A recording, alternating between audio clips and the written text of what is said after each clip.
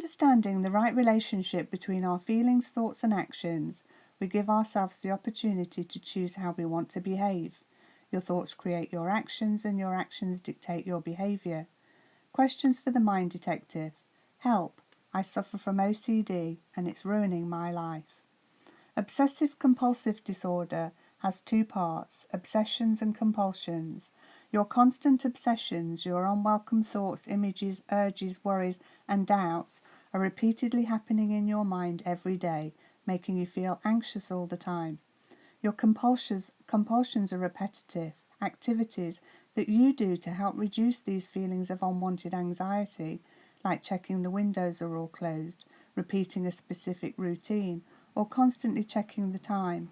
OCD is not about being tidy, but about having no control over your negative thoughts. You believe if you don't do things in a certain way, it will cause you harm. Understanding the roots of your anxiety is the first step, and recognizing it is not your fault is the next step. When it comes to OCD, understanding your subconscious mind is critical because you can influence it way more than you think. So you need to learn how to communicate properly with it. Everything that you say to it will condition a response of either fear or love depending on your thoughts. Dealing with negative self-talk, that nasty, unkind, cruel critic who lives in your mind and controls how you think, will then dictate how you behave, something you may not be aware of right now. It's a bad habit you need to break. Once you learn to observe your thinking as a conscious observer, you'll begin to see how your lying mind works, then see how it's affecting your thoughts and behaviours in a negative way. When you tell yourself you're stressed, afraid and in danger, then this is what you feel, stressed, afraid and in danger.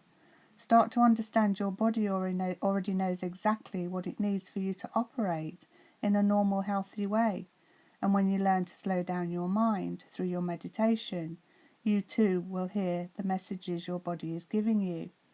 If you tell yourself you feel relaxed, safe and in control, you'll feel relaxed, safe and in control. It's simple once you practice positive, repetitive thoughts instead of going to the negative.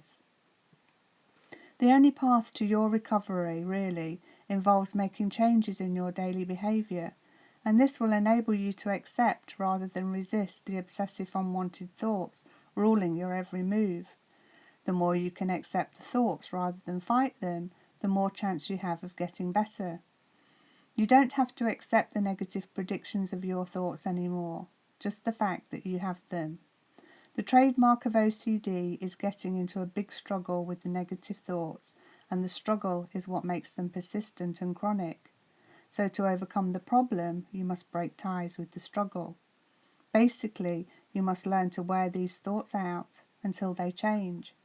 It's important to understand no one is perfect, so if you fail the first time out the gate, you can always re-expose yourself to that which is feared by doing the compulsions rather than beating yourself up or putting yourself down.